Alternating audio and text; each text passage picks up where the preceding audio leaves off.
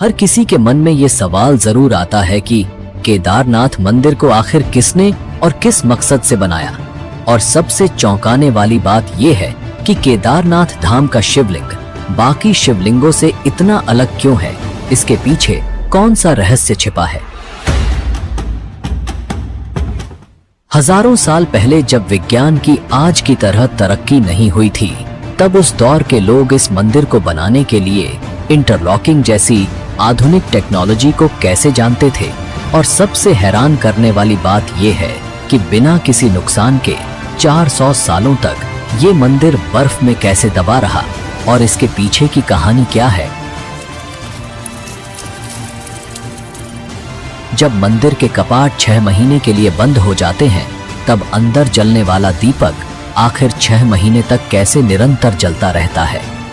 और सबसे बड़ा सवाल 2013 की बाढ़ के समय जब पूरा क्षेत्र तबाह हो गया था, तो मंदिर को बचाने के लिए पीछे से आई विशाल भीमशिला किसने रखी। क्या यह सब महज एक संयोग था या किसी दैवीय शक्ति का चमत्कार। इन सभी रहस्यमयी घटनाओं का जवाब ढूंढने के लिए हमारे साथ बने रहिए, क्योंकि इस डॉक्यूमेंट्री में हम आपको केदारनाथ धाम के अनसुने रहस्य आपको बताएंगे।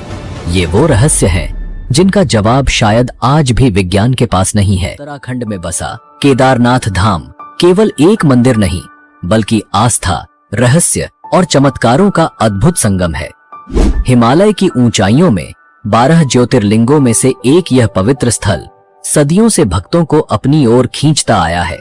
पर क्या आप जानते हैं कि इस मंदिर के हर पत्थर के पीछे छिपी हैं अनगिनत कहानियां, जो केवल आस्था ही नहीं बल्कि चमत्कारों और विज्ञान से भी जुड़ी हैं।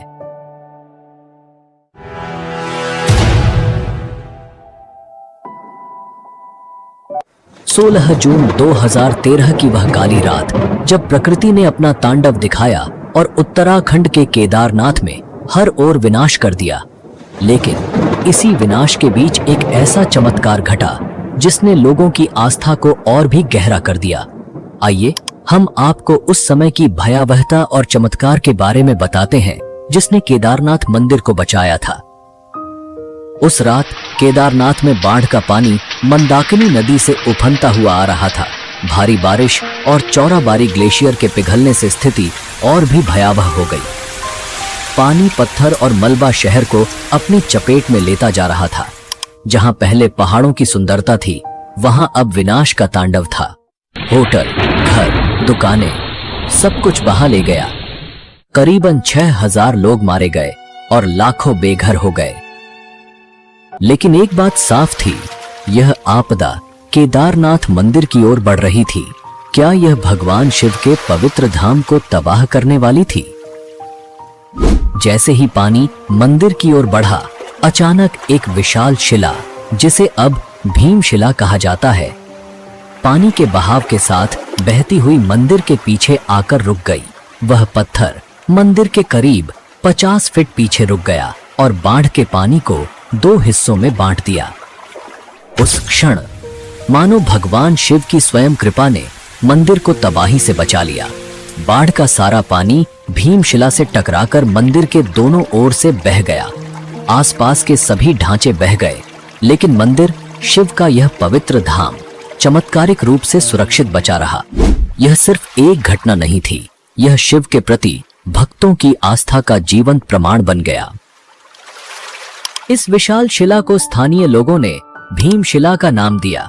महाभारत के वीर योद्धा भीम के नाम पर रखी गई यह शिला अब केदारनाथ धाम के चमत्कार की प्रतीक बन चुकी है। इसका नाम भीमशिला ही क्यों रखा गया और पांडव का केदारनाथ से क्या संबंध था, वो हम आगे बात करेंगे। लोगों का मानना है कि यह भगवान शिव की कृपा और महाभारत के भीम की शक्ति का प्रतीक है। आज भी भक्त इस शिला की पूजा करते हैं, इसे मंदिर के दर्शन का अभिन्न अंग मानते हैं। वैज्ञानिक भी इस घटना से हैरान रह गए। उनका मानना है कि यह पत्थर पहाड़ से खिसक कर बहता हुआ नीचे आ गया था। लेकिन यह कैसे संभव हुआ कि यह शिला मंदिर के ठीक पीछे आकर रुकी और पानी के बहाव को 2 हिस्सों में बांट दिया? यह शिला लगभग 20 से 25 फीट लंबी और 10 से 15 फीट चौड़ी थी। इसका वजन लगभग 1000 मीट्रिक टन का माना जाता है। अगर यह शिला मंदिर से टकराती तो मंदिर को पूरी तरह नष्ट कर देती। उस दौरान मंदिर में करीबन 300 लोग ने शरण ली हुई थी और इस शिला की वजह से उन सब की जान बच गई। हम सबके मन में ये सवाल जरूर आता है कि 2013 की इतनी भयंकर जल प्रलय के बावजूद केदारनाथ मंदिर आज भी कैसे सुरक्षित खड़ा है। इसका जवाब छुपा है प्राचीन इंटरलॉकिंग टेक्नोलॉजी में। इस तकनीक से मंदिर के भारी पत्थरों को बिना किसी गाड़े या सीमेंट के इस तरह जोड़ा गया कि वो एक दूसरे में पूरी तरह फिट हो गए। हजारों साल पहले जब तकनीक और आधुनिक उपकरणों का कोई नामो निशान भी नहीं था, तब इस मंदिर को भारी पत्थरों से बनाया गया। लेकिन इन पत्थरों को जोड़ने के लिए किसी गाड़े या सीमेंट का इस्तेमाल नहीं हुआ। प्राचीन भारतीय कारीगरों ने पत्थरों को इस प्रकार तराशा कि वो एक दूसरे में एकदम सटीक तरीके से लॉक हो जाते थे।